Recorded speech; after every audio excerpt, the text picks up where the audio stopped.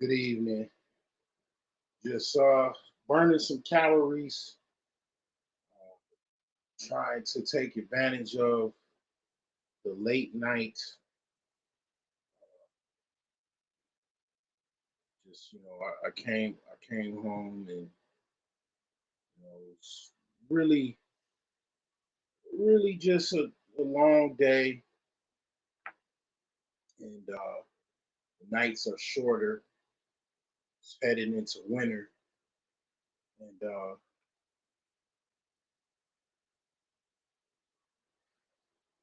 just kind of took a nap, which a lot of times that kind of throws my sleep off. And take a nap, take a nap during the day or when I come home. But it was much needed. I think however your sleep patterns are, you just kind of have to go with it until things change. However your sleep patterns are,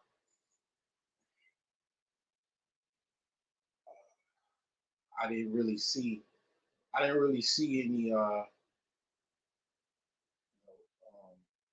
anybody else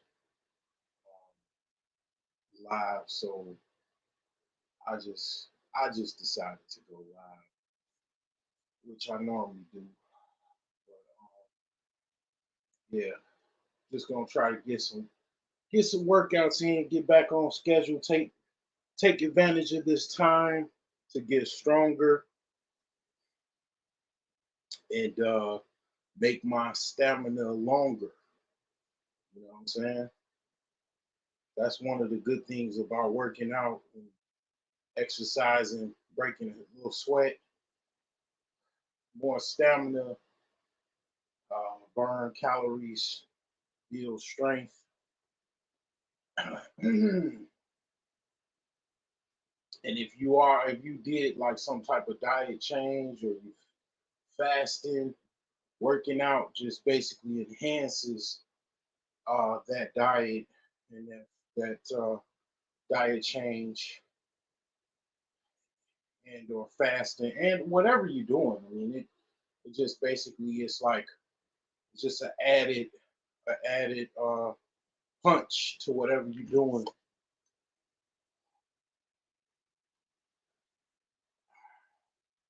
I don't really have anything much to talk about. Honestly, I really don't have much to say. Uh, I mean, the conversation usually goes however it goes.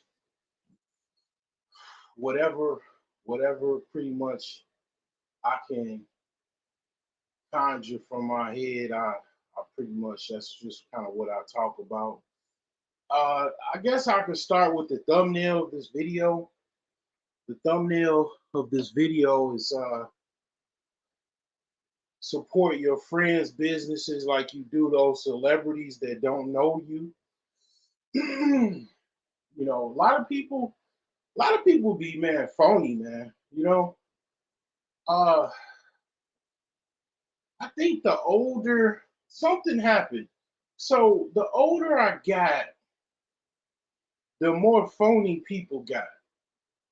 And I don't know, maybe because of people getting older and then you start to know a lot of people because the older you get, you start to, depending on who you are, you start to know a lot of people, and you I guess you working and you meeting a lot of people and kind of close yourself off. You get used to closing yourself off, and then closing yourself off to people that you know. I don't know. I mean, you stop. I guess it's a two-way street because it's like a lot of times it's a situation where you might stop coming around people and stuff, and then they just kind of look at you different, because you stop coming around. I don't know. Maybe to a certain extent, maybe um, I'm to blame. I don't know. Um, I try to think about all things as far as what's relative, but I will say there is something to certain people that don't want you to shine. You know, it's certain people that are haters. They hate that you trying, like if you trying to make $1, there's certain people that hate that you actually asking for $1 for some product that you selling or service. This, I don't know. But those people tend to be black people for whatever reason. If you notice, right? If you notice anything, right, as far as about, let's just talk about, let's say Asians, whites, blacks, and Hispanics. Black people are very anti-capitalism, and I could go into that, but I'm not gonna go into that tonight. But because that's a video in itself, why black people are so anti-capitalist, meaning they don't want you. They hate on you if you're trying to make a buck. You know what I'm saying? Like even they trying to make a buck, they got something to say about somebody else trying to make a buck. And it's like, that's the weirdest thing to me, about and it's not it's it's one of the things that you can get from me. One of the superpowers that I have is, okay, you could call me a tether because you follow the Cookie Monster. You know what I'm saying? You follow the Cookie Monster Bandit, the saving strategies. Yeah, I call him the Cookie Monster because he basically, I mean, I ain't gonna lie, Tariq, if you want to save money, you go buy about 2 or 3 gallons of milk or almond milk and go buy a whole gang of cookies and go on a cookie diet. You might lose some weight. I mean, and you're definitely gonna save some money because you broke, right? That is a good strategy. But the thing is that yeah, you follow the Cookie Monster, and he tells you to call. He called to call other people from another continent that share your lineage, um, tethers or whatever, or other people from other countries. And it's like, okay, fine. That's white people call other people. They call them anchor babies, and then they call you niggers, and they say go back to Africa, and they say, see if they really, really hate you, they're gonna call you a monkey or a slave. And how a lot of them look at you, to be honest, is they look at you as a slave. I mean, really, to be honest, like you gotta understand, they do look at you like you're a slave. You gotta eat that.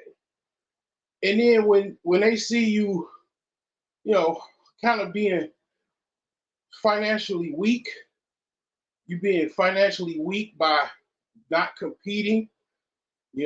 All your conversations is about going to work and working a job. You don't talk about business. You're anti-business. We already know you're anti-capitalist unless it's capital coming in your pocket, right? So yeah, you non-competitive for the most part. For brothers out there that are competitive, this conversation is not for you. Because I know there's some guys out there. One thing you have to admit, if you want to know how to be competitive and you are a black man or woman, you should go to Atlanta, Chicago, LA, New York. Um, you could talk about other places, but I know those for a fact. I've been to only place I haven't been was New York and LA. I've been to San Diego, but I didn't make it to. I made it to East LA, but I didn't I didn't make it to LA. And I have not been in New York yet. But what I do know is those places, black people do have some type of business business is in those areas. Okay, different parts of the East Coast as well. And they're not sitting around talking about no damn job, man. They got companies, they got funding, or they bootstrap their own business. They might have credit lines or whatever they have, and they have businesses, and they do okay. They might be on a shoestring budget, but they are doing things that other people are not doing. Because yeah, you can work a job, you can help other people get jobs, but then what? Okay, you get retirement. Okay, fine. Who does that help out? That helps out more the people that you work for. Because you got to understand, when you work jobs, you're giving your labor away at a discount. Like, for example, myself, right? I work where I work, and I do what I do, and I know what I do is not something to be, you know, something to just be like, oh man, I'm so grateful, man. I get it, I get the trade off. So, but the trade off is huge. I'm giving away my labor at a discount. For example, if I worked if I worked on one computer, what's going on, Nino? What's up? If I give my if okay, for example, let's just say just computers, right? I fix one computer and I charge about 170 for one service call. If it's a remote user, okay, $100, which is even easier because I don't have to leave the house. So between 2 to 3 service calls, or I mean two to three uh, transactions, whether it be remoting into somebody's computer, solving their issues, to just basically doing like 2 service calls, I make more than what I make from working a job that I have to dedicate 8 hours to, and actually dedicate actually traveling to the job, because you got to consider traveling, getting up also. If you really, really want to go there, you got to prepare for said job. You have to get up, everybody has their morning routine, preparing to go to work, then travel to work. So you're talking about what? An hour and a half, 2 hours. Prep, you could say work preparation. Then, depending on where you travel, your job might be 2 minutes away. It might be 2 hours away. It might be an hour away. What the standard? I don't know what the standard um distance that people travel. Oh, okay. Yeah, that's what's up, man. Um, I don't know the distance with the average person's location from their home, but it's very common for people to work about an hour away from their job. And that could even just be traffic. Like for me, I don't live an hour away from Chicago. It's just so much traffic. It takes about an hour to get there if you drive. And it takes about the same if you travel through transportation, public transportation or whatever. So it's like, yeah, you got 2 hours gone right there. Then you add your work preparation.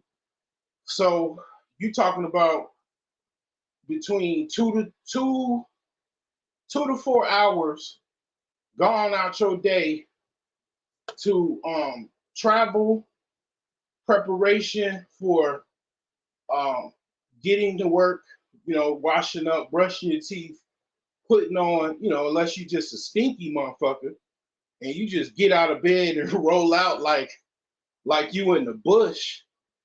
You gotta motherfucking brush your teeth. You gotta put some mouthwash on. You gotta wash up. Uh, you gotta, what I'm saying, prep prep for going to work. Put your clothes on. Get your boxes. Get your, socks. Your outfit together. So yeah, it takes about an hour or two to get ready to go to work. So about 4 hours plus an 8 hour shift. Is like what, about 12 hours gone. You on a 12-hour shift dedicated to work every single day. That's a lot. That is quite a bit. It's quite a bit required for that. Uh, when it comes to, like I said, two service calls, right? I done made more than what I made for my job. Just two local service calls. I can boom. It takes me what?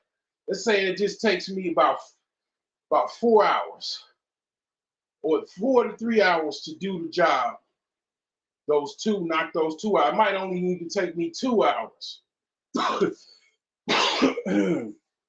And then boom, I done already beat whatever I made. And then you got human resources. I can hire somebody and give them, give them half or close to it to go do a service call. Now I got more people. I got more manpower to do the work.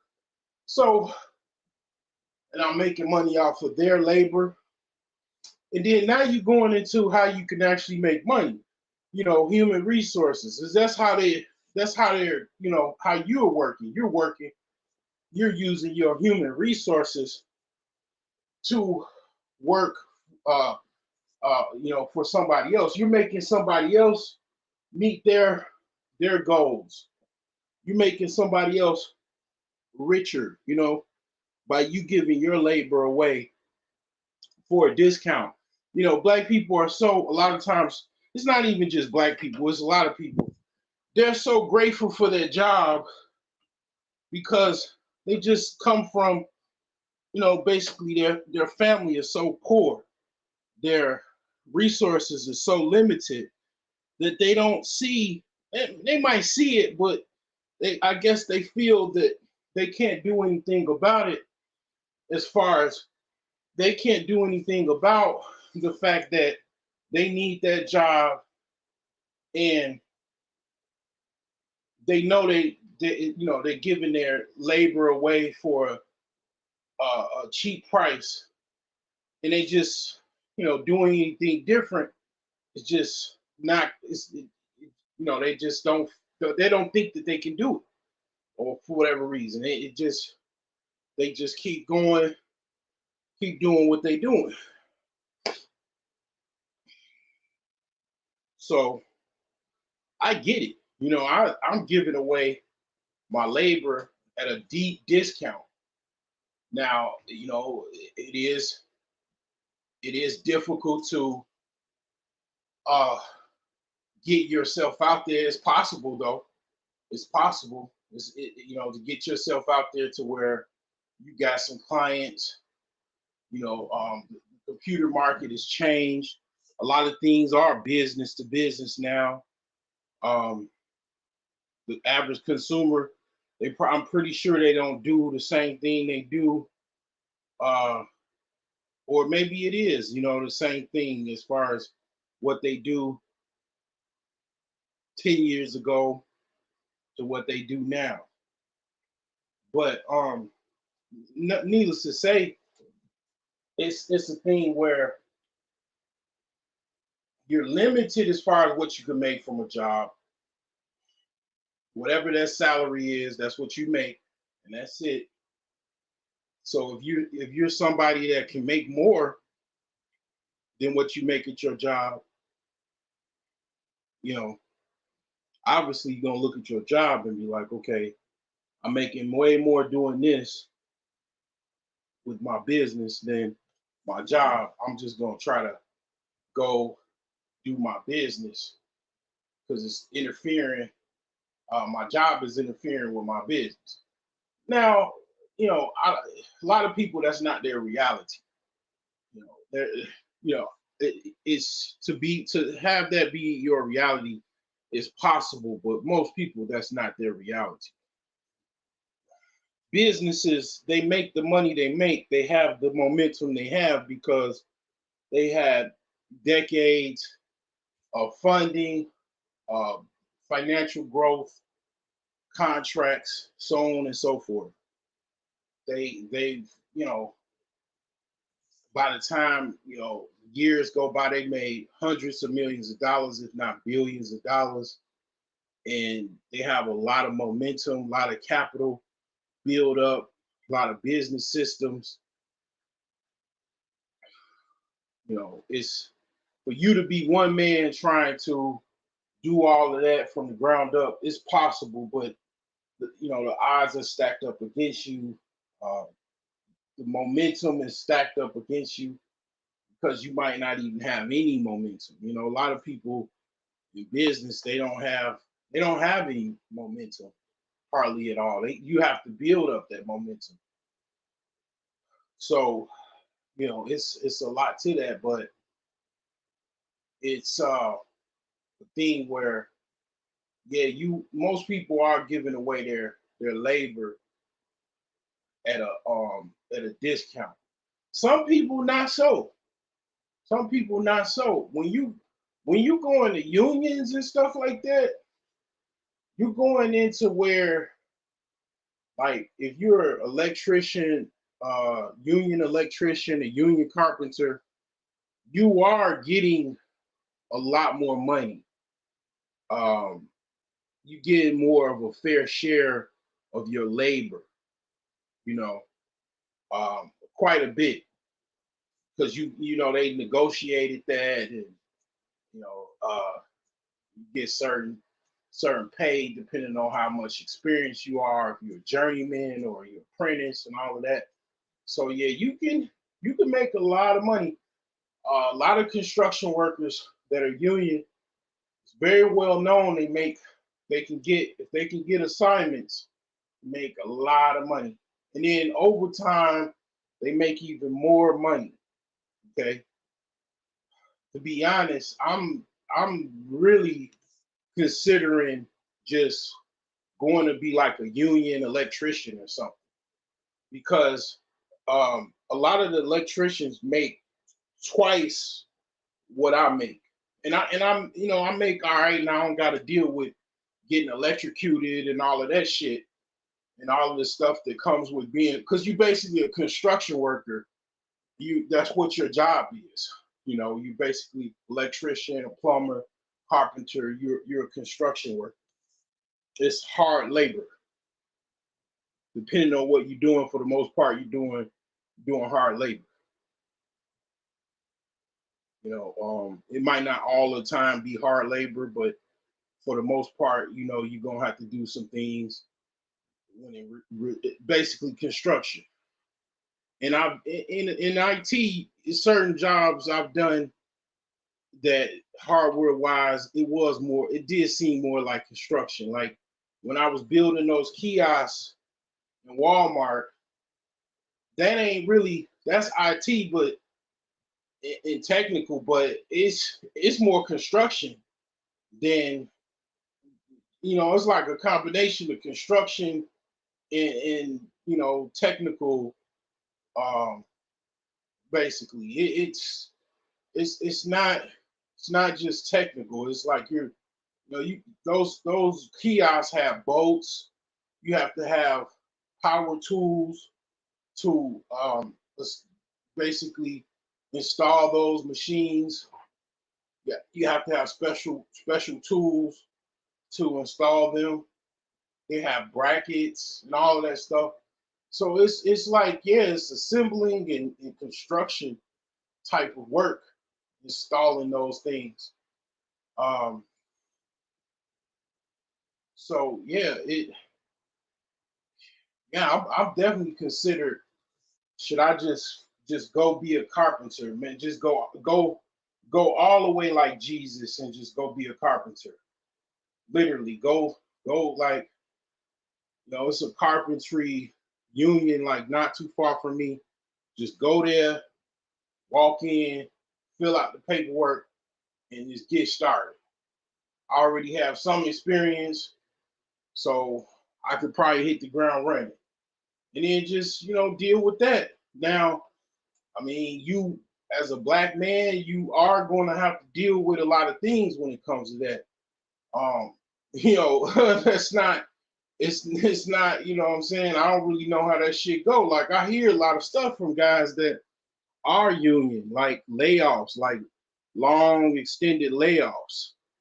Because at the end of the day, you gotta understand, being a black man, you're one of the most hated men in America. Black man is the most hated on in America. I don't, what I'm saying? I don't know. It probably people will say differently. You know, I mean, they'll, try to pretend that things don't are a different way or whatever. But you gonna have to deal with that. Like I learned that. I learned that when I was young. Like, I had to absorb that hate. And a lot of times people not good at doing it. Some people are better than me, but I I um I absorb it fairly well at my age. Um I don't even really worry about that shit. It was like times I used to really concern myself with that. I'm more of a stoic when it comes to dealing with that. And I'm talking about from everybody. I'm talking about even other black men. There, you get hated on by other black men. Like you get hated on by everybody. It's like Tupac song, "Me Against the World." Like literally, that's how it is. So yeah, I'm pretty good, man. I'm a wizard at dealing with that now. But when I was younger, I ain't gonna lie, it wasn't so easy going to me. I had to kind of go through the fire to deal with that. I mean, it's certain dynamics that's changing and stuff like that, but uh, yeah, dealing with that type of stuff, man. Going in the construction field, knowing that you got Hispanics that's coming over here to take those jobs. All you got to do is drive on the highway and see who's working. Go down, go to different sites, see who's working. And a lot of times it's yeah, you see it in real time. These white folks are using Mexicans because they don't want to have to deal with historically black people were the ones that were construction workers and other whites. They in order to bypass you, you could blatantly see it that yeah, they are using Hispanics to basically be a buffer to bypass you. And the Hispanics know that. They not dumb. They know, okay, yeah, you know, I'm here, I'm here to, you know, do what I do, you know, and I'm gonna get paid for it. And what I'm saying, it is what it is. So it's like, yeah, I mean, I don't sugarcoat shit. If I'm gonna talk about something for the most part, I'm gonna talk about it. I'm not gonna sugarcoat nothing if I can help it. What I'm saying? It is what it is. Now, I'm, like again, I'm African and African American, so I see both sides. I've saw I see both sides because I'm in both sides. My family is African. The other side of my family is African American. So the thing is that um, when it comes to business, if you're not competitive, you will be destroyed. It's no question. It's no point. It's that's just how things is. I was before I got on here, I was listening to Adam Smith, The Wealth of Nations. It's an audio book. It's on YouTube. Uh, I mean, that kind of goes into what would be called classical economics. You got classical economics, uh, basically modern economics or neo capitalism, you call it. And then you got Marxism and communism, or socialism and communism. Those are the most common economies. You know, classical economics is like from Europe, like 1500s, 1600s, 1700s. Neo capitalism is basically go to the Chicago um, University of Chicago School of Economics, Robert Friedman. You can even talk about what's the black dude everybody be tripping about.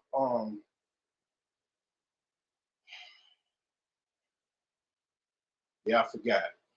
And that ain't that's like the second time I forgot. But yeah, he was one of his Thomas Friedman was is his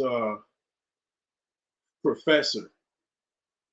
Let me see who that dude is real quick, because this, you know, um, oh yeah, Thomas Sowell, Thomas Sowell.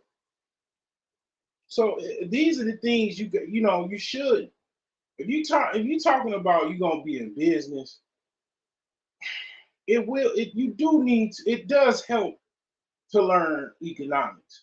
Like when I was in business school, when I was going to school for business, you had to take economics, accounting, management, business administration classes, business classes, of course, and that was what was required. Uh, you don't have to know. I'm going in depth with capitalism. I mean, with economics, you don't have to go into depth with it like myself. It helps, but you know, you do need to understand generally about the topic, of economics, how things work, and it helps you understand, what to do in good times and bad times, financially, economically, you know, it just helps.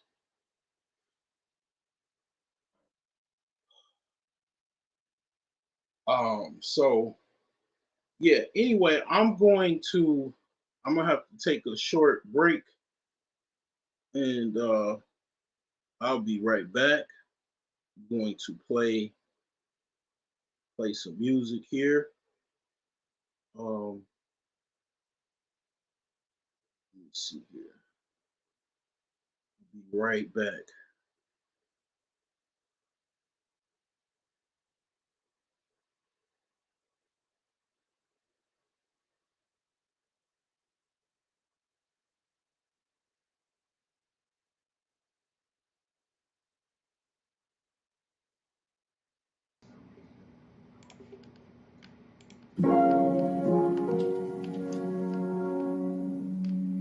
This is C3. No. Oh, that's an F. I knew it was close. Wow, that's an F. It's in key. And I'll be goddamn.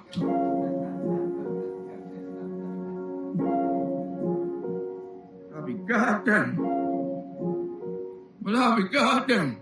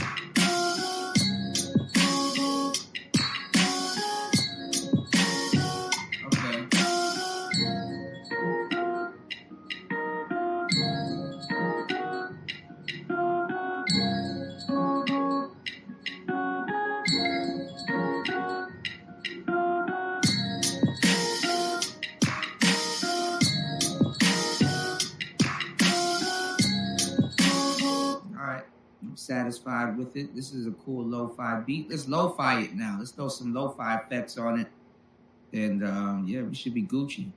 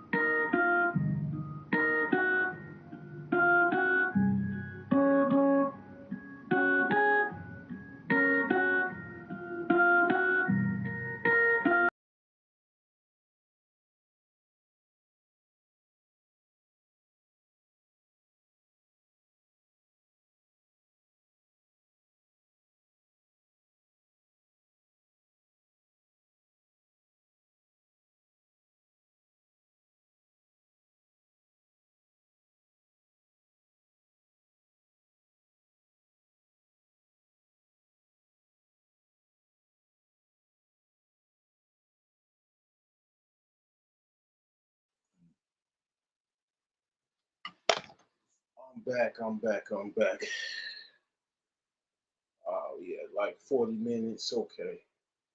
So yeah, uh, yeah, you gotta understand economics. Economics is very, very much important. Definitely important. Um, I think personally, you should understand economics, even if you're not in business. You should understand what economics is. I think you should. I think you should understand what economics is, personally, because you have your own kind of in a sense your own economy. You have your own economics. How much money you have, how much budget do you have to pay your expenses, to pay your debts. Everybody has their own kind of like personal economy. Because generally speaking, if you confuse what economics is basically in general a bunch of transactions. That's what economics is. It's a bunch of people transacting currency, transacting all kinds of different things, bartering, business. All of that is economics. It's a bunch of basically economics is a bunch of transactions. You go to the gas station late at night and you get some gas. You just stimulated the economy. You got a local economy. You know, you got a state economy. Uh, you know, country has an economy. The world has an economy. Shit, it's a big deal.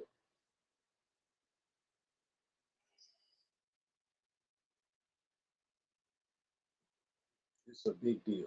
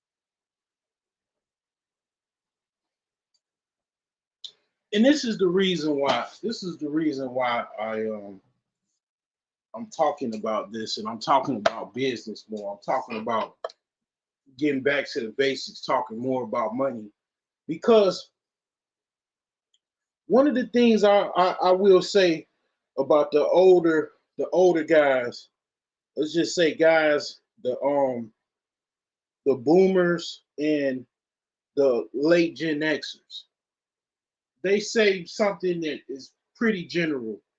Soon as you work on your money, soon as you work on your finances and you boost your finances up, the women they already there. They already are gonna be there. I mean, I'm just saying for the average brother. Okay, if you got certain things going on, you got cysts coming out of your belly. You got your teeth is jacked up. You know what I'm saying? You about 400-500 pounds, and you got balls coming out your face. I mean, obviously, yeah. That I'm not talking about that. I'm talking about if you just an average to above average guy, but you kind of busted, or you really ain't your your accounts ain't hitting like that. When you work on your finances, guess what? You're in that process of you working on yourself, working on, building your investments, building a business if you have a business. Most like, I mean, be honest, when you get over like $200,000 and you're an investor, you already are going to most likely have a business. You're going to set up some type of corp or LLC, something of that sort. I mean, once you become successful, you have to a certain extent, financially speaking, you have to go into business. You have to set your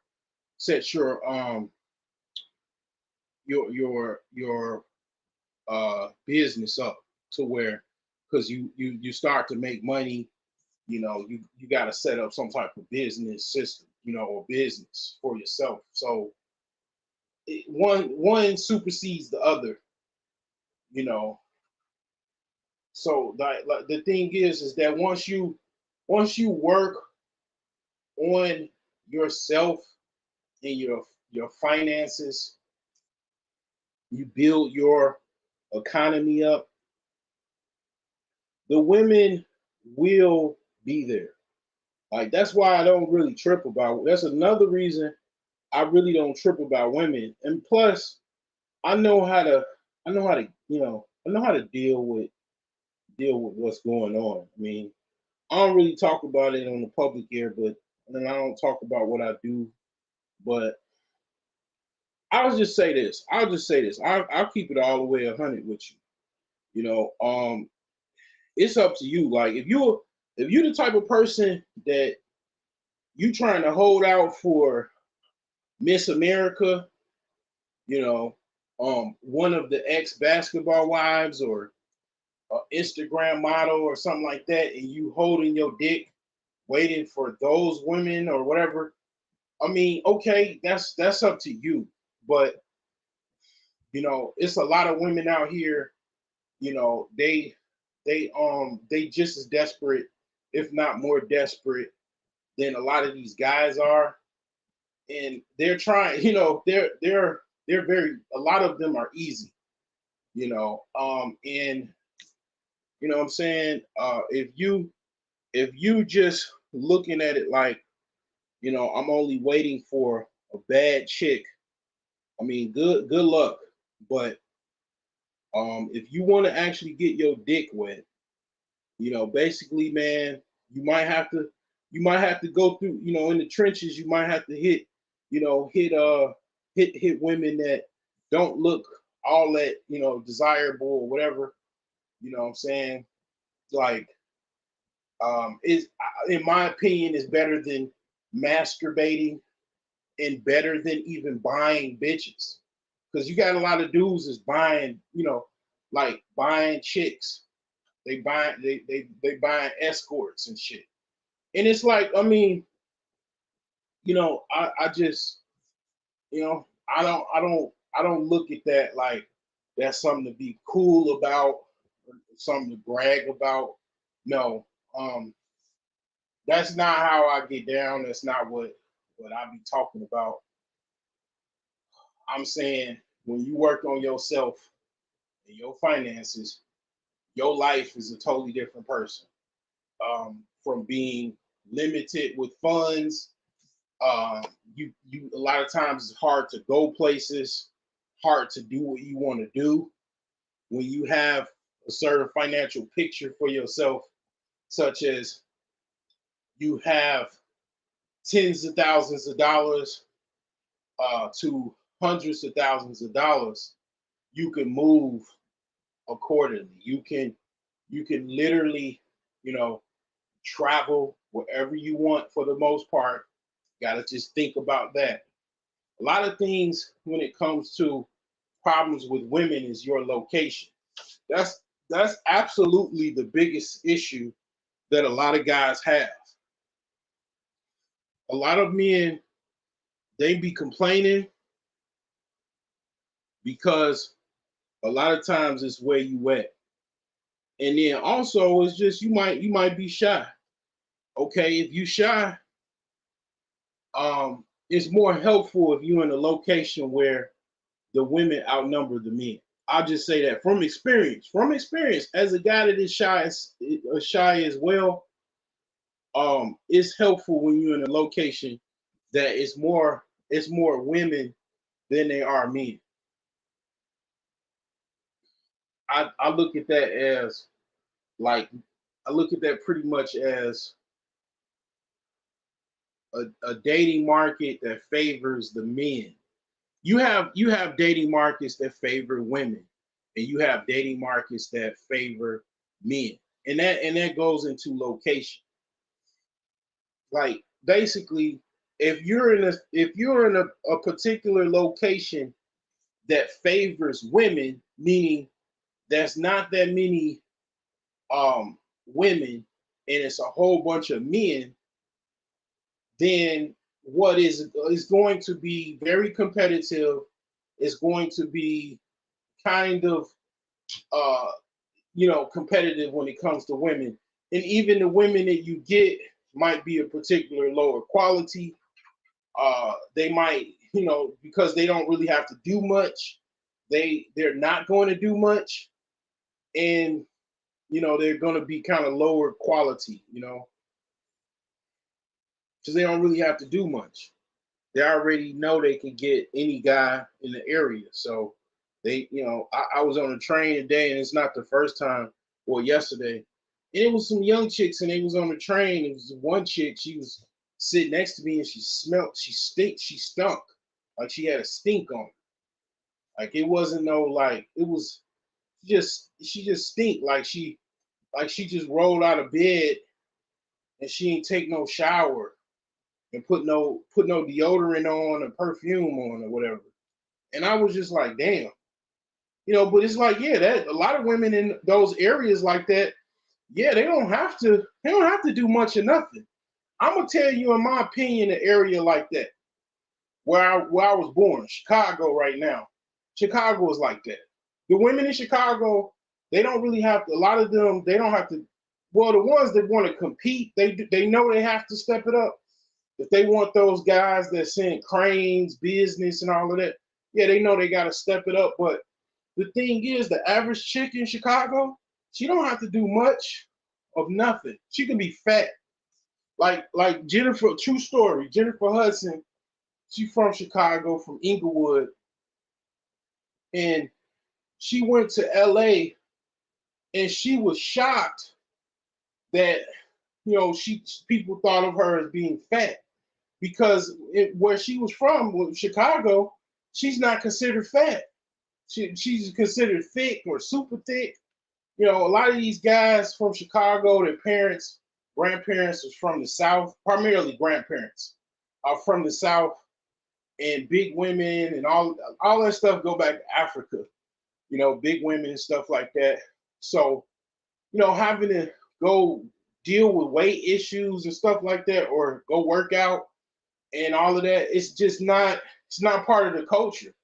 It's not part of that because the women in Chicago, the women are it's a market, in my opinion, that is favorable towards women. It just is. I mean, it's not like Atlanta or maybe Houston or something like that. It's a situation where it favors women. So the women can be fat, average, below average, and still, I mean, they might not necessarily, they might even, yeah, they even get married because the guys are thirsty. The guys be thirsty, and they know that, and they get with a thirsty dude, and it's like that's what you're dealing with. So they don't really have to work hard. They don't have to do much, and then that's what you're dealing with. So that's why I say it's like location. Location is everything. Now you might be okay, like I'm gonna stay in Chicago. I'm not, what I'm saying, that's fine. But you can have, you know, um, if you got it like that. I'm not even talking about on that level, but if you were able to get an Airbnb for a few days, a weekend, somewhere else to kind of gauge uh what the climate is in somewhere else, maybe like North Carolina or something like that, or Atlanta, you know. I mean, just to see how things are, just to see how it's popping, you just go there, you know. Um, just hop on a flight, plan a trip. You know what I'm saying? I use Orbitz. I like Orbitz. They you can do a whole trip very easy, just with the click of your thumb. You could order a whole trip package right on your phone, right on Orbitz. You know what I'm saying? So I use Orbitz. I like Orbitz. You got Priceline. You know, got different apps. Oh my God, when I think about these apps, man, like Orbitz and Expedia, Priceline, I just I just wish I invested like 10 years ago. I mean, I just wish, because those companies are just off the chain as far as their price. Because people start traveling, man. That's one of the things people do when they got money, man. They travel, man. That's what people do. They travel. Like you really, to be honest, like seeing the world, even the United States, like different parts of the world. Most people are not going to be able to see the world. Period. Point blank. Like you are not going to see the world. It's certain places you're not going to be able to go. It's certain places it's hard to get to. Um, it's just the earth is so vast that it's inconceivable amount of like square footage, square mileage that you will not be able to get to in your lifetime because one, you didn't start early, and then also even if you did, it's so much square mileage that for you to cover, it's not enough time for you in your lifetime to cover it. I mean, that is just facts right there. Like it's so many places and so much that you just won't be able to get to all of these different places. I think they said like the Philippines and Australia is like that too. They have so many islands that you could go to a new island every single day for like you wouldn't be able to go to all of the islands in a lifetime. And that's just all the different islands. Like, I mean, it's just crazy, crazy, crazy, crazy. Even Louisiana, there's some tripped out shit about Louisiana, right? A lot of people don't know. Like Louisiana has a part where it's like near the Gulf of Mexico, right? it's like an island. Like it's like they have a little small island like off the coast of Louisiana that is part of Louisiana, I think, but it's like they have little islands connected, and it's like they country as hell. I don't know how it is now, but we used to watch a lot of movies when I was in grammar school, and it was just one little crazy ass movie. It was a black movie from like 1970s or something, early 1970s, and they were like in Louisiana in this schoolhouse, and it was like the coast. It was like a coast, like a little small island outside Louisiana that they would travel, they would like not connected to Louisiana or something like that. Like somebody from Louisiana probably would know what I'm talking about, but I don't really know. Like I've been to Louisiana, but I ain't never been to the little islands or whatever that's near, I guess the coast of Louisiana or off the coast. Um, but yeah, like my mother's side of the family is parts of like I think my grandmother's side is from Louisiana. I mean, no, my granddad side is from Louisiana. Um, but yeah, it's crazy, man, how much that people will probably most likely never see. And you got people live their whole life and they never leave really their city. They just stay in their city. They try to hold it down in their city. They might travel a couple times and that's it. They just they most likely people get married and then they just stay wherever they are and then they might go travel to the next state over and maybe regionally and then region and then that's it. Like they just most people don't travel like that. A lot of people don't travel overseas unless you're in the military. It's like a lot of people just don't travel. And then people don't even travel within the United States, man. Like, going to Atlanta shouldn't be nothing, but it is for a lot of people because people people don't be traveling like that. People don't, you know what I'm saying? Average person probably I don't know the statistics on travel, but I would say probably most likely the average person, it's not that many people that travel like that. Like it's not like it would be like really tripped out if you break down the statistics on who travels where and who doesn't travel. I mean, you'll figure out why people be having problems and shit. But when you work on, like again, when you work on your money and your money is flowing, like you got tens of thousands of dollars saved, you know, you worked on, you following, my millionaire savings plan step. You got tens of thousands of dollars saved, thousands of dollars saved, and you paying your debts if you got some. Travel becomes more of a reality. It becomes more of a reality. But I'm saying, like, I'm not gonna lie to you, man.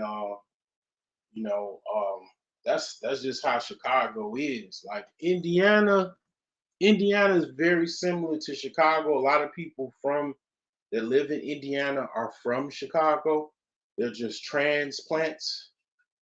Um, the women in Indiana are a lot more. They're a little bit more, um, like I would say, more easygoing. But then you got some women in Indiana like Gary. They like shit. They like gangsters. They like gangsters. They'll say whatever the fuck they have on their mind because they know they got a pookie that they could call dispatch. They got probably a pistol in their purse or somewhere not too far from them. You know what I'm saying? Like they probably got their pookie like waiting, you know what I'm saying, somewhere in the house or not too far away, and they talking shit. You know what I'm saying? Like it's women that they try to instigate. Like a lot of women are, you'd be surprised how many women are instigators.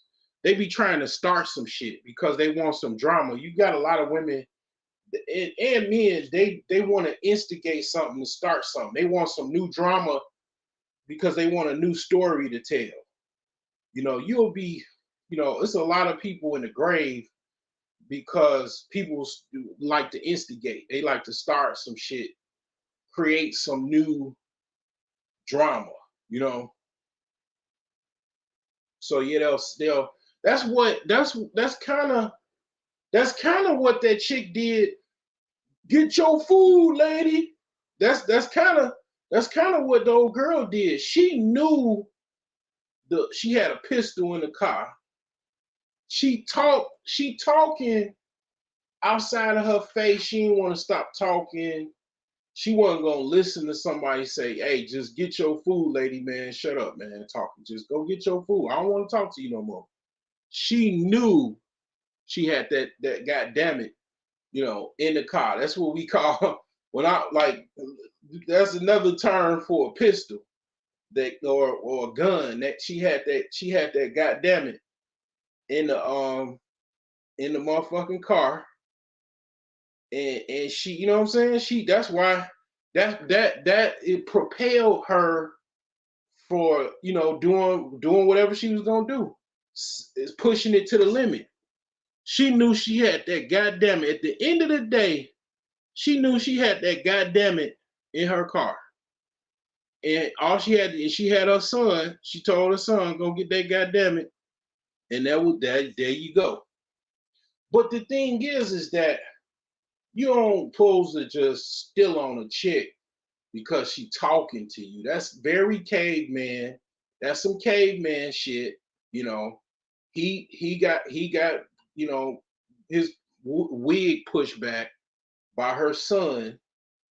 You're not supposed to just steal on a chick because she want to keep talking to you or keep talking. That's just not how. That's just not. You can do that in Africa. Africa, Pakistan, a lot of different places in the world. Yeah, you can do that. You can be on some caveman shit. In America, eh, you you know you going yeah, it's gonna be some problems trying to do that, depending on where you are, especially in Chicago. Man, I'm gonna be honest with you. These women in Chicago, I'm not from really. I'm from Chicago, but I'm not from Chicago. I'm from the fucking suburbs. And I'm gonna be honest with you. I don't think I want to fucking marry another woman from Chicago that's born and raised in Chicago. I need to marry somebody in the suburbs, like how I was raised. At the very, if really, my relationship should be someone that, and that's what I used to date. I used to date women primarily that was from the suburbs. And I'm gonna be honest, I really didn't have that many problems with the women that was from the suburbs. The chicks from Chicago, um, I had, it was some chicks that was cool, but marriage is about compatibility. I don't think that I'm compatible with a chick that was born and raised in Chicago. Just saying. I think it's kind of like a person from the same background should be with the same person. I lived in Chicago for a greater part of my adult life. I definitely know how to fit in Chicago or survive in Chicago or whatever. But I was not born and raised in no goddamn Chicago. My parents moved out of Chicago, moved us out of Chicago in like '85, and we were visiting for like over 20 years. Um, Chicago from the suburbs. The end of the day, whatever was going on in Chicago, we went back to the suburbs and it was nice and quiet until all of the people from Chicago came to the suburbs. and it was some issues, and it is still some issues. But I mean, for the most part, the suburbs is primarily still quiet for the most part, as far as I know. And I mean, for the most part, it's pretty quiet.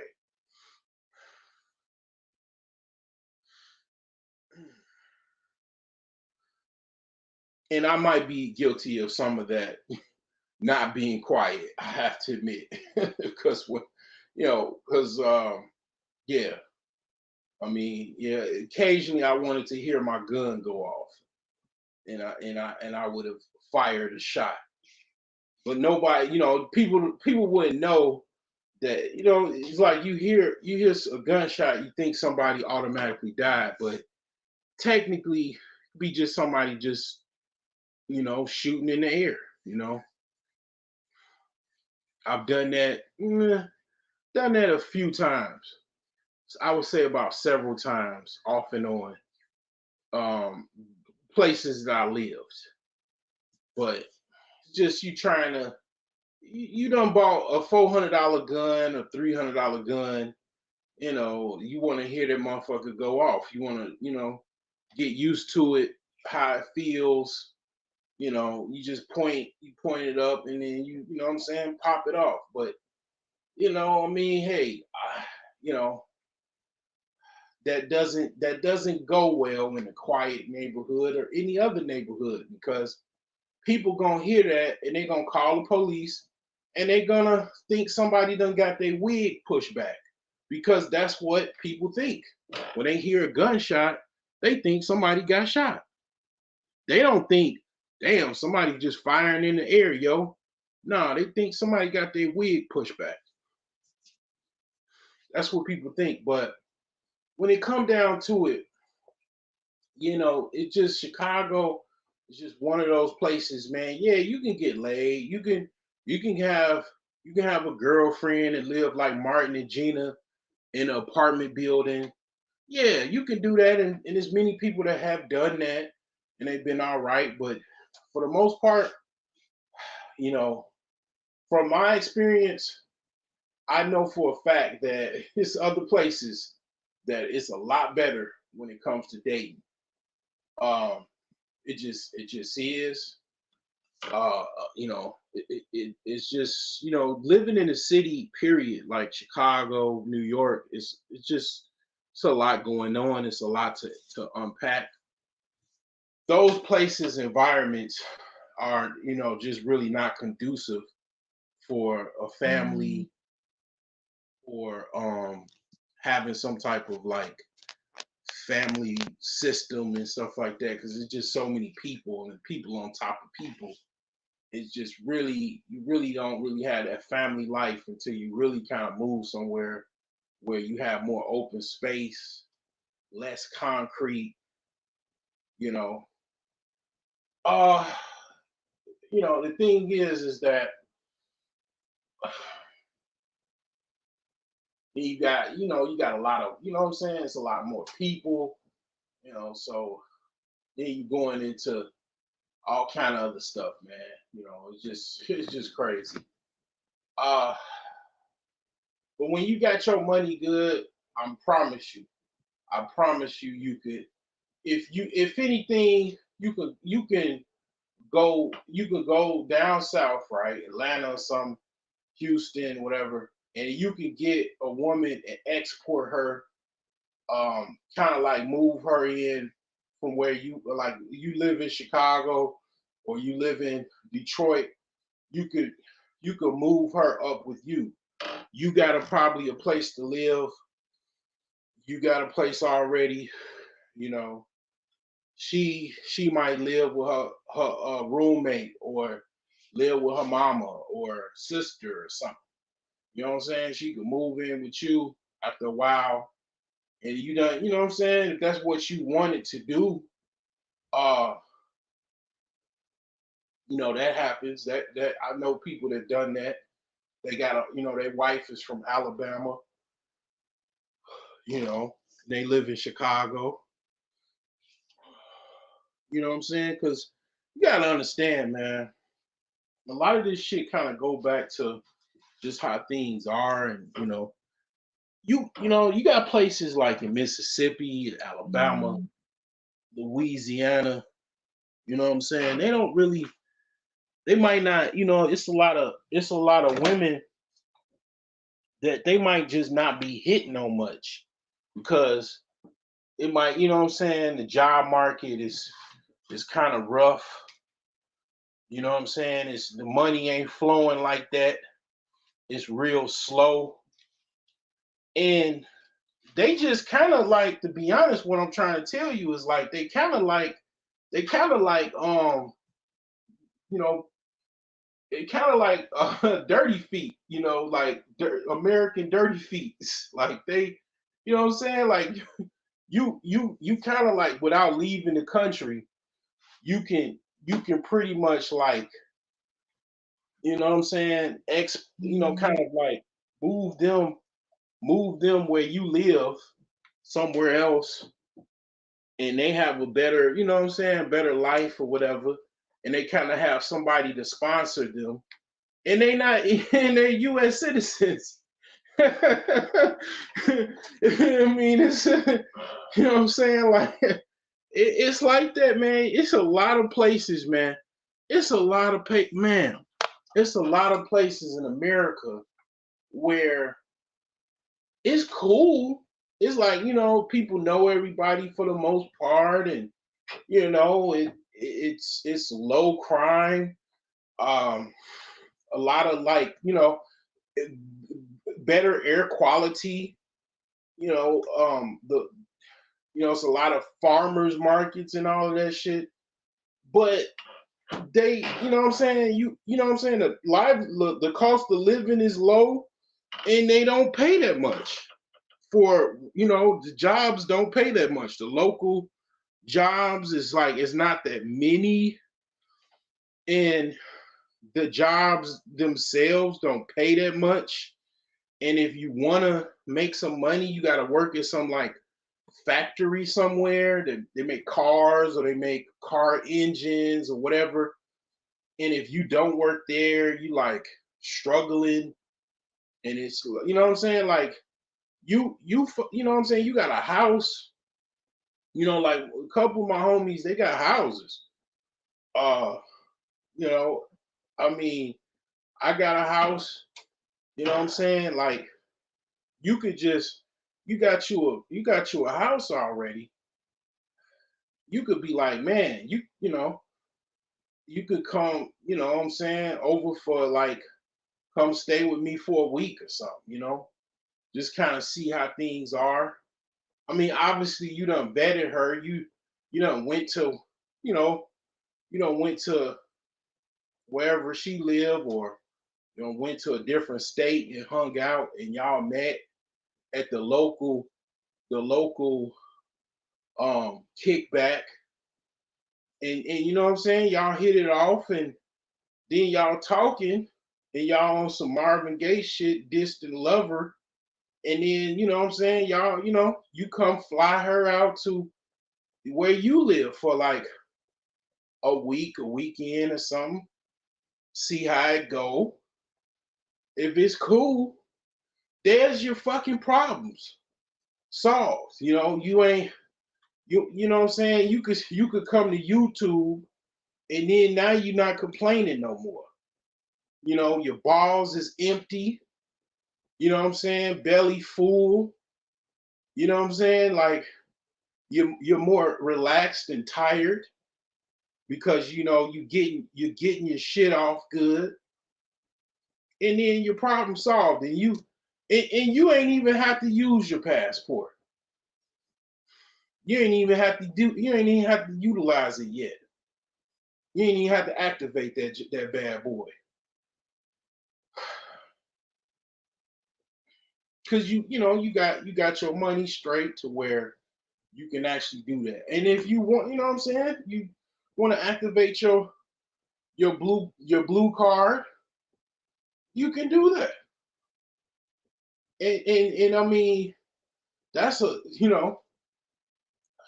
that is easier probably than even the whole going to Louisiana and all that shit part.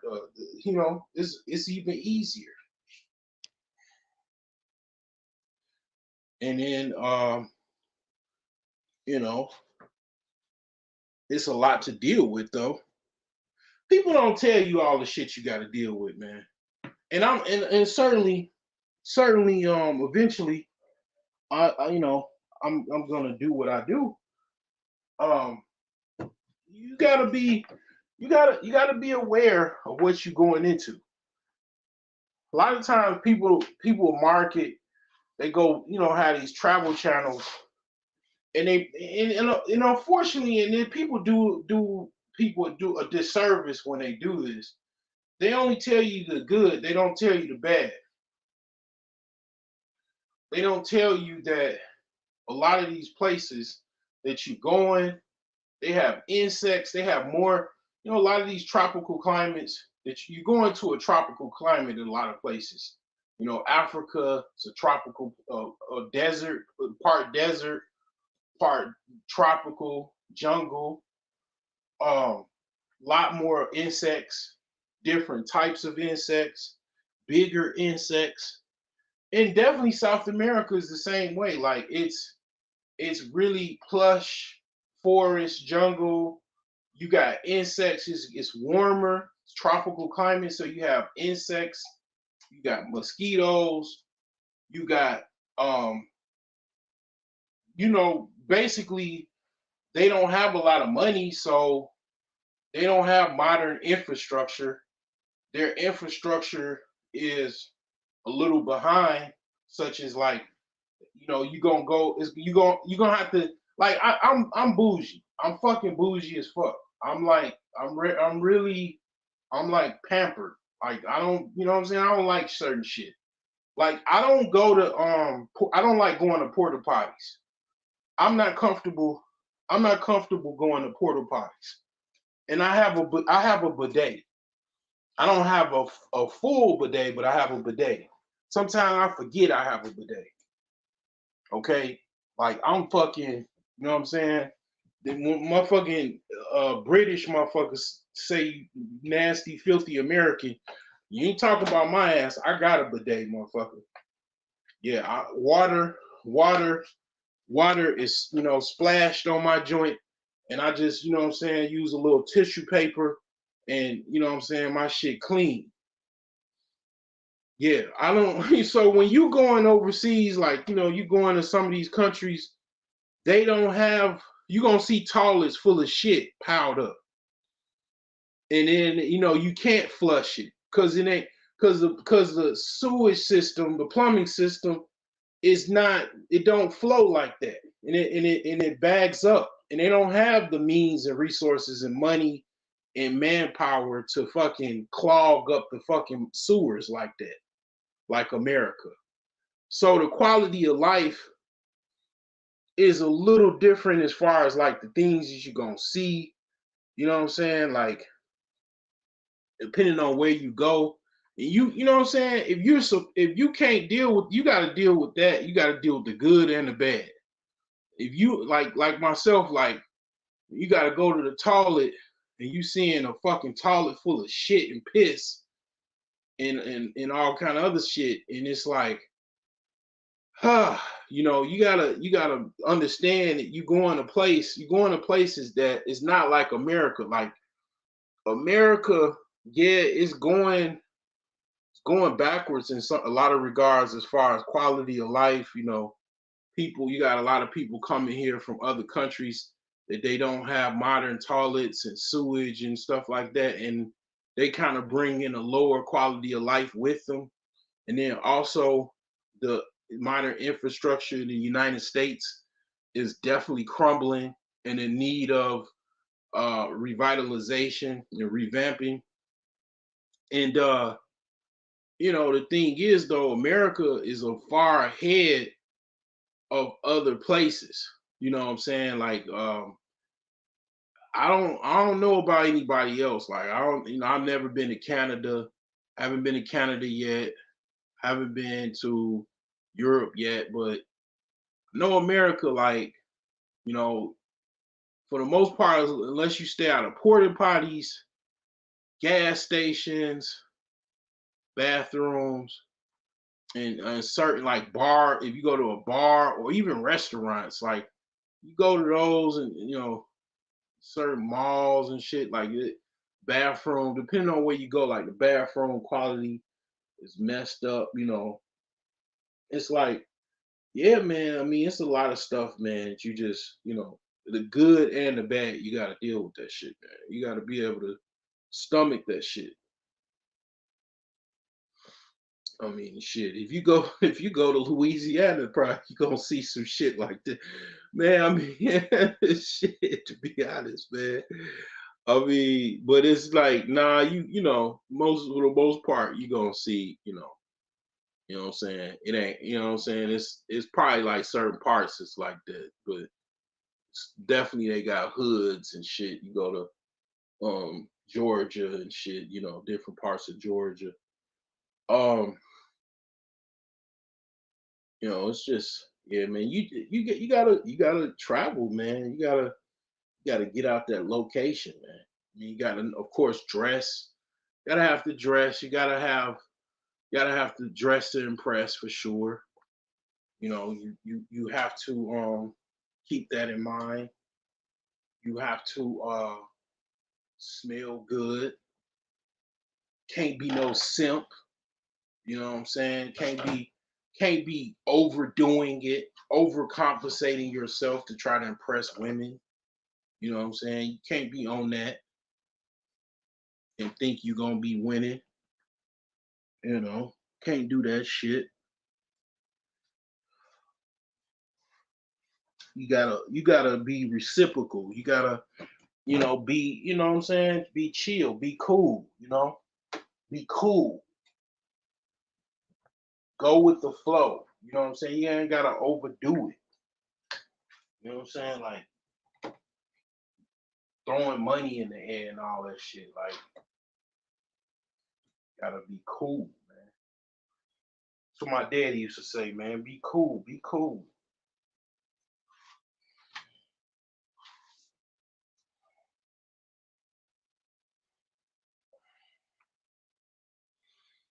Be cool. Take it easy, man. Calm your ass down. Getting too excited and all that shit. You know what I'm saying?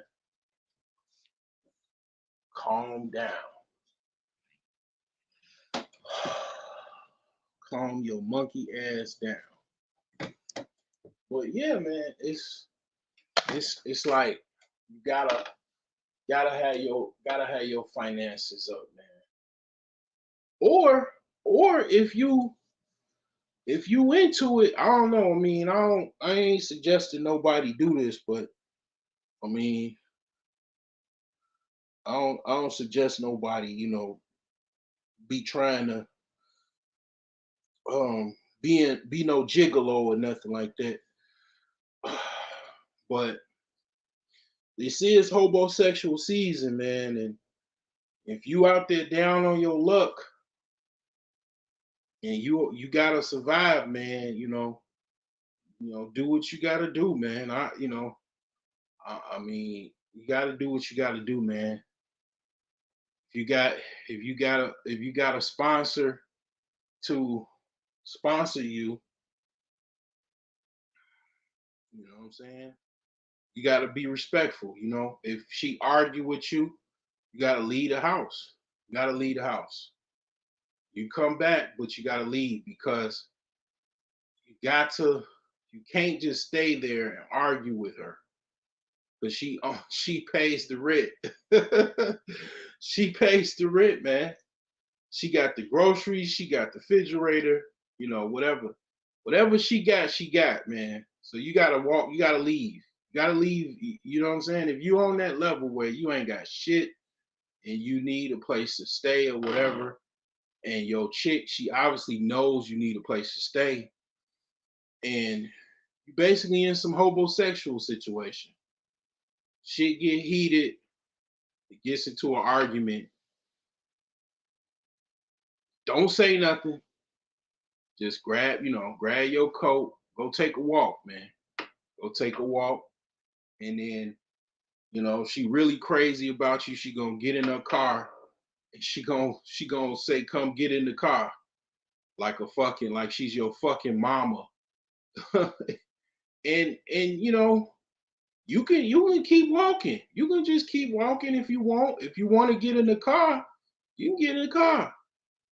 And you get in the car, and she probably gonna be like, she might say, "I'm sorry."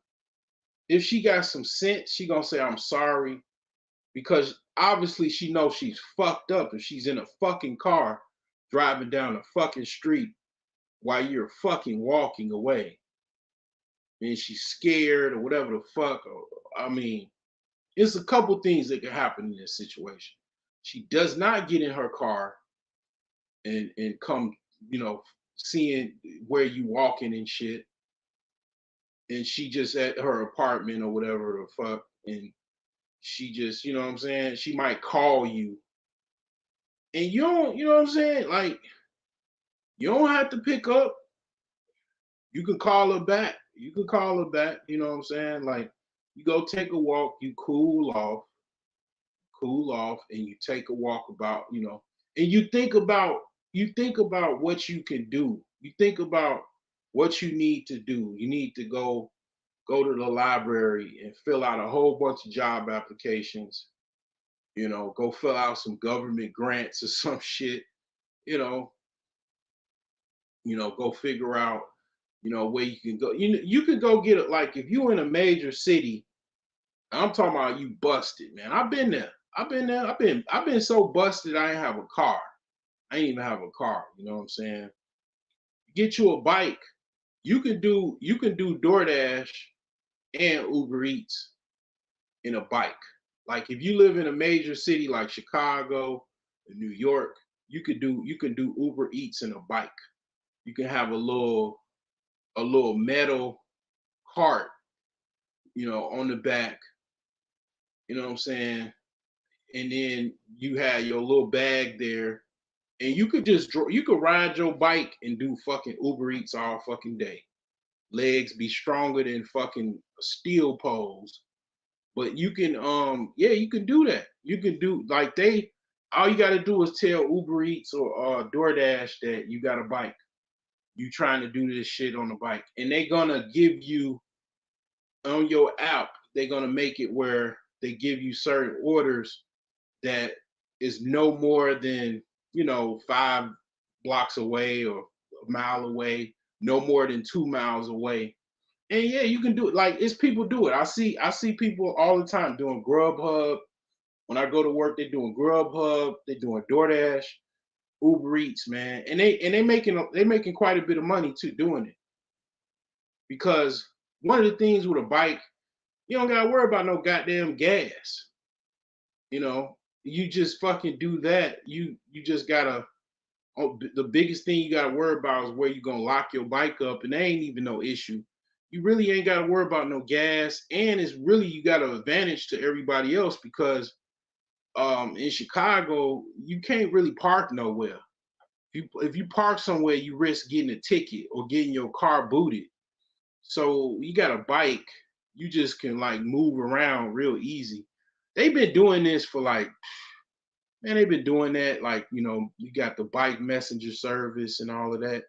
They've been doing that for years, for decades. But yeah, you can do Uber Eats and all of that shit with a bike.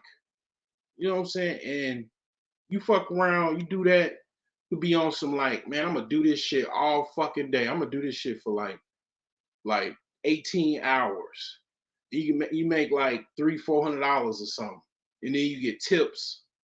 You do this shit every fucking day, and you come home to your homosexual sponsorship, and you already got your money. You start stacking. You don't bring no cash. Go get your ass a bank and put that money in the bank, and don't touch that shit. I mean, you know what I'm saying? You can get, I ain't saying eat the people food and shit. but I mean, you know what I'm saying? Occasionally I'm gonna tell you, like I done DoorDash. Like I know how that shit work. Like you gonna have orders where people, well, this what this what you do, right? So people order their food and they don't pick it up, and then they tell you to go leave it and take a picture. So after you take that picture, you wait about 5-10 minutes. If they don't pick that shit up, man, goddamn it, you take that motherfucker and go on about your motherfucking business. And ain't you know what I'm saying? And that's that. That's how you do that. Like, and that's gonna happen probably like at least once a day. Somebody just gonna order some food. You don't know what the fuck. Like people be ordering food, and I don't know. Like they be whatever. But then all what I'm saying, that's how you do that. But the thing is that you trying to save money. That's all I'm trying to tell you. You're trying to save money. You're trying to get you a situation where you trying to get you apartments, actually a studio apartment, and you trying to, what I'm saying, you trying to scale up, and that's that. I mean, you know what I'm saying, you get your sponsor and you make sure you save money. But you got women that they know you making money, so women, you women are real conniving. They try to get you to spend money so you can go broke, like so you can stay with them like forever. Like they'll do that. Like they'll keep you in a situation where they know you making money. They're gonna ask you to pay certain things or get them some money. And if you don't get them the money, they're gonna start an argument or something like that. It's manipulation because they want you to come up off your money so you can be broke. So basically, you could be. So it's like some financial manipulation. So you can be basically in a steady situation where you don't have no, like they're afraid you gonna come up and leave them. You know what I'm saying? So they want you to spend some money so you can go broke. So you can stay broke basically. So that's one of the things women do. Like it's not even part of the agreement. Y'all have an agreement if y'all, doing 50-50. She gonna pop up with something that's not part of the agreement that she wants you to pay. And it's, what I'm saying, if you don't pay it, if you say I'm not gonna pay it, she gonna start an argument, you know, a serious argument, start cussing you out and all that shit. And it's like, what I'm saying? It's like, yeah, it's rough, but I mean, in a situation where you ain't got nowhere to go, you on some homosexual shit, you gotta just, yeah, you gotta walk out that motherfucking place, man. You gotta show, hey, I walked the fuck up out this motherfucker and I might not come back. You know what I'm saying? It's like she gonna get in the car and try to see where you are, or she gonna call you, or she might not even call you or get in the car. And then you go take your walk and then you come back, she probably gonna be quiet. She might not let you back in. I don't know. But you gotta leave because you can't just, what I'm saying, you can't let her just get her shit off and disrespect you. You can't steal on her, because you in a power situation and she knows she has the control over that. She knows she has the control, even though you might giving her the best dick on God's green earth that she ever got. It doesn't matter. She at the end of the day, she knows she has the upper hand because she has the lease, she has the money, and you don't. You know, that's how that goes, man. It doesn't matter. You can try, and there's certain situations where the woman will absolutely be submissive towards you, even though you don't even have anything. That's rare. It's possible, but it's rare. Um, and it could work out, Like, I mean, to me, I know how to make moves. I know how to make money, and I know how to spend wisely. If a woman had money, I would basically put herself her money in a position she gonna make more money. Like, first we're gonna get out this apartment. You wasting this money. We could use this to go get a building, live on one floor, rent out the other one. So basically, the other unit gonna pay the mortgage. You know what I'm saying? I know how to motherfucking do shit. A lot of women don't really have they don't have the ability to do, or they just don't know how to hustle like that. You got certain women, they don't know how to hustle. You know what I'm saying? Like, somebody that does know how to hustle, knows how to make moves, how to do certain things with certain people's abilities to get credited and shit like that. Yeah, it's certain dudes that, yeah, they done help their woman come up, because they knew how to do certain things that they weren't able or willing to do. And if they listen, yeah, they would. I'm not saying all guys, but it's certain guys, yeah, like, they listen, they would make better moves financially, you know. Yeah. But a lot of times women, they think they think you a dumb motherfucker because you don't have no money, and they do, and or you have little amounts of money, and you know um they have more money than you, they got a better job than you, and they got better credit and all that. They look at that as, oh, this motherfucker don't know what the fuck he talking about. And it's like, the thing is that,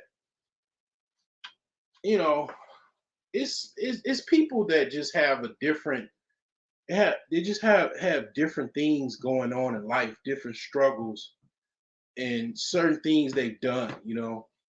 I mean, in my case, I had a business, I had a store. I had an actual retail store. Most people don't have a fucking retail store. That's rare. That you have a retail store license and all. Had a business license, state license. I was operating a legitimate legal business entity. Like, just that alone, and I was making money. Wasn't making like $1 million or anything, nowhere near close to it. But I was fully operational, and I had a business, I had a storefront, I had inventory. You know, I mean, that in itself is like a sign that I know some shit more than the average person.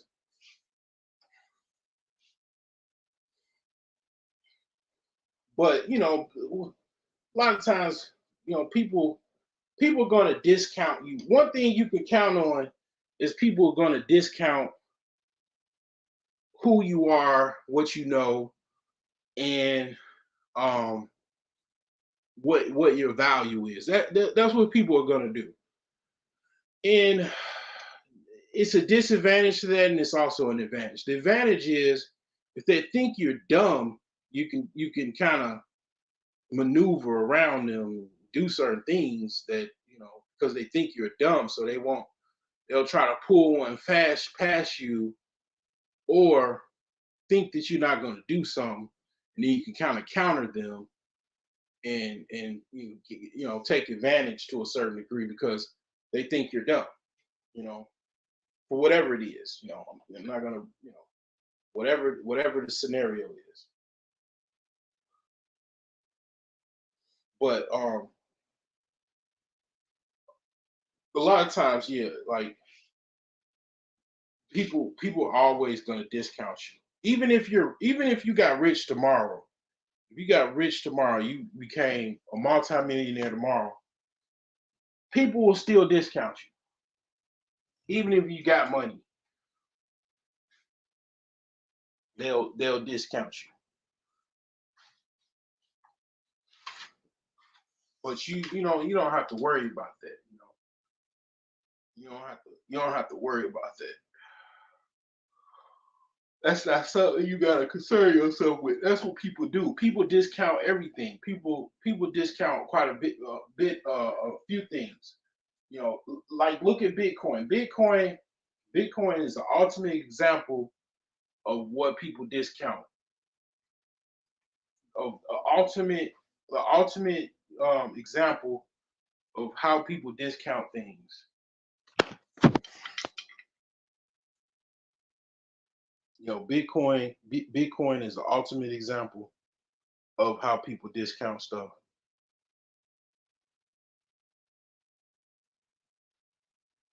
He said, so you encouraging people to steal food now. Man, I'm not encouraging nobody to steal no damn food, man. I'm not. That's very very low brow. I'm just saying if you're on some bum shit, which if a bum is a bum, right? I'm talking to bums. Obviously, if you're a homosexual, you're pretty much a bum or close to it. So if you're a bum, you know, you already fucked up.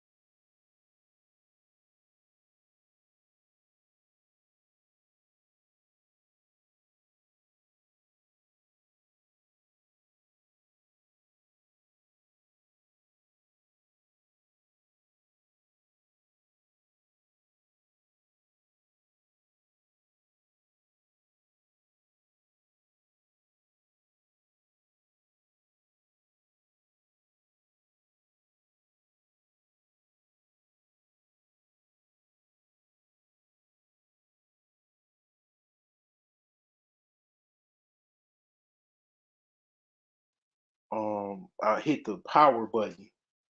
It hit the power button and my phone recycled. So yeah, I had to my phone restarted. It did it fairly quickly. So it wasn't no big thing. Um but yeah, yep. So yeah, I mean it's people gonna do what they gonna do. You don't have to tell them anything. They're gonna do what they gonna do, regardless.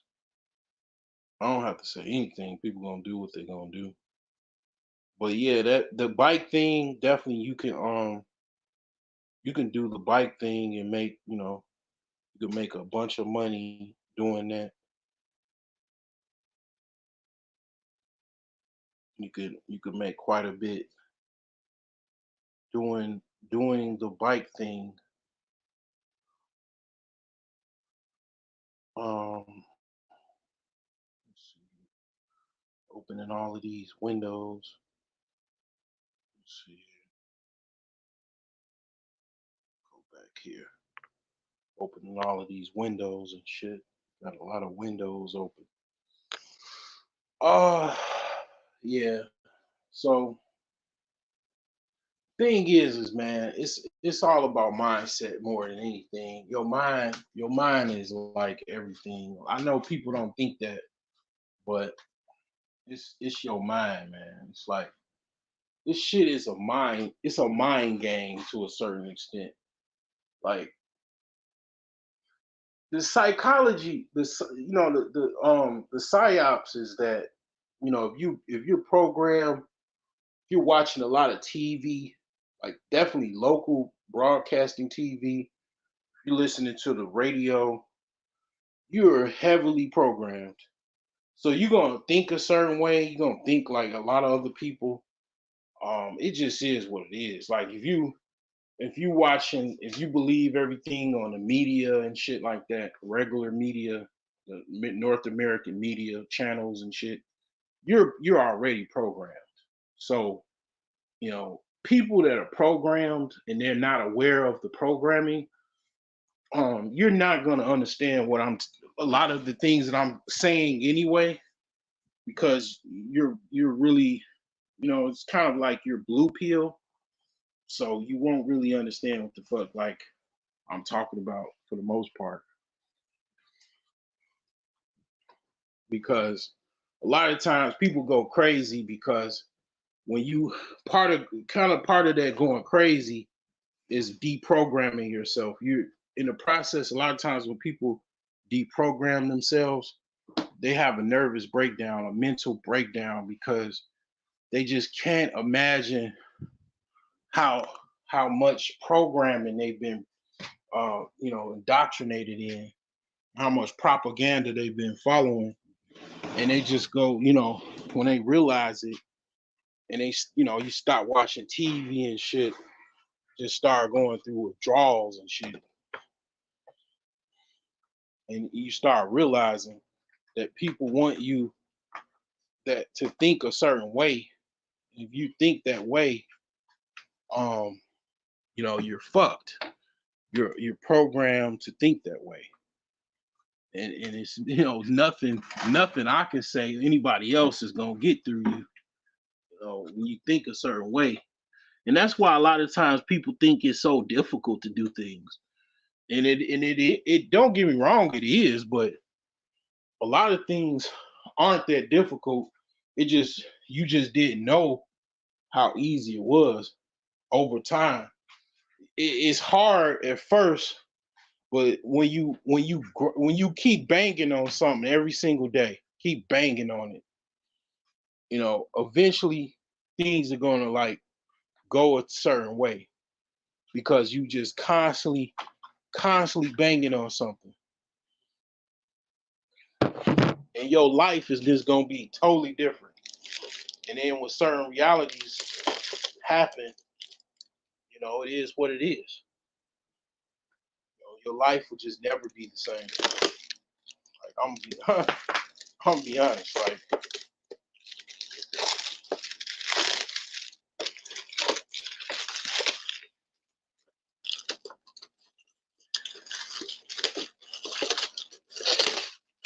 man, it's like my earth business itself is just worth its weight in gold. Just me, just utilizing what I know, and I'm learning things over time. And the more I learn, and stuff I have access to, and it's just like, man, to just be healthy. Just think about just being healthy.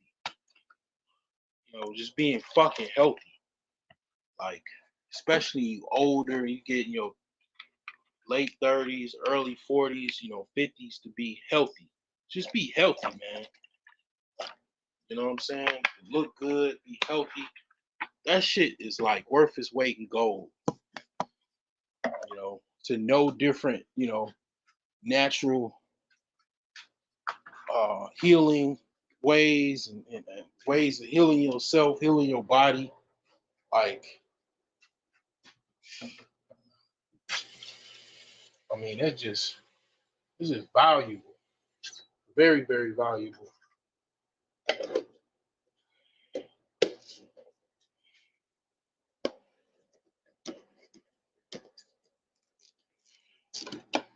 Because I mean, like medical insurance and different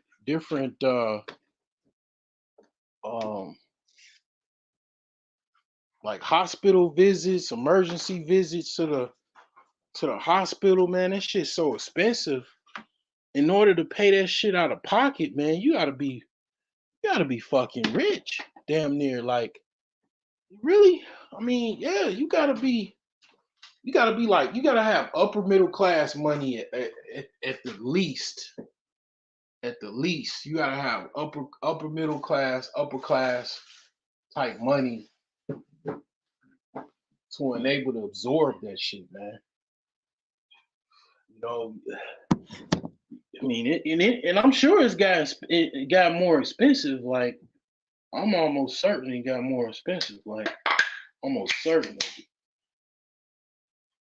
So it's like if you can avoid that shit by certain natural treatments and stuff like that,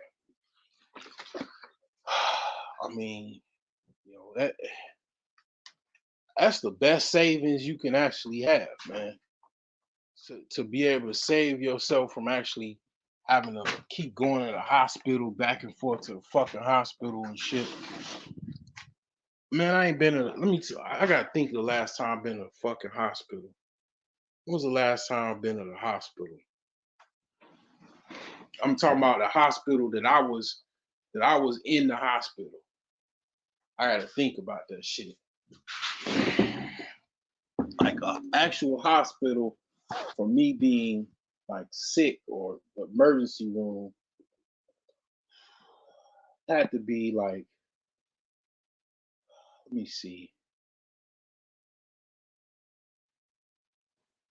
at least about 6 years ago. About 6 years. And if I can help it, hopefully another 6 years or longer. Cause I'm just not trying to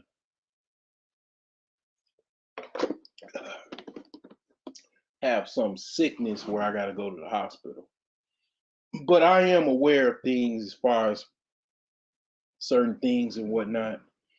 Um, but that's the ultimate thing you can save your money by being healthy. Being more healthy